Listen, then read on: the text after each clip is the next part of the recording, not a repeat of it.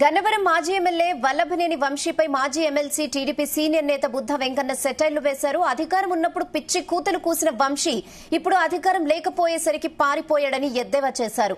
అధికారంలో ఉన్నప్పుడు చంద్రబాబును, లోకేష్ ను, కుటుంబ సభ్యులపై అనేక మాటలు మాట్లాడారని విమర్శించారు. నోరుందని ఇష్టం వచ్చినట్లు వాగడం, ఎన్నికలైపోయాక పారిపోవడం ఎందుకని ప్రశ్నించారు. అంటే మీకు తెలుస్తుంది మనీ సినిమాలో బ్రహ్మానందం రౌడీ అధికారాన్ని అడ్డం పెట్టుకొని చెలాయిస్తాడు. ఆయన ఎవరో తెలుసు కదా, గన్నవరం కాందాదాన్ని వల్లభనేని వంశీ. వల్లభనేని వంశీ అనేవాడు పెద్ద కన్నీ పేరు. అతను అధికారంలో ఉన్నప్పుడు చంద్రబాబు గారిని, లోకేష్ బాబు గారిని, కుటుంబ సభ్యుల మీద అనేక మాటలు మాట్లాడి తెలుగుదేశం పార్టీ ఆఫీసు తగలబెట్టి దాంట్లో ఇవాళ పారిపోయి అది ఎన్నికలైన మరుక్షణమే అక్కడికి పారిపోయి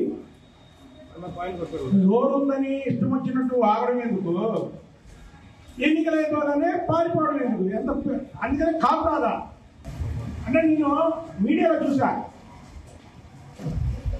పోలీస్ బృందాలు ఒక 3 కాలుస్తున్నాయని దాన్ని తప్పుదారి పట్టించడానికి, ప్రజల్ని తప్పుదారి పట్టించడానికి మళ్ళీ సోషల్ మీడియాలో వంశీని హైదరాబాద్ నుంచి వస్తుంటే అరెస్ట్ చేశారు అని ఒక తప్పుడు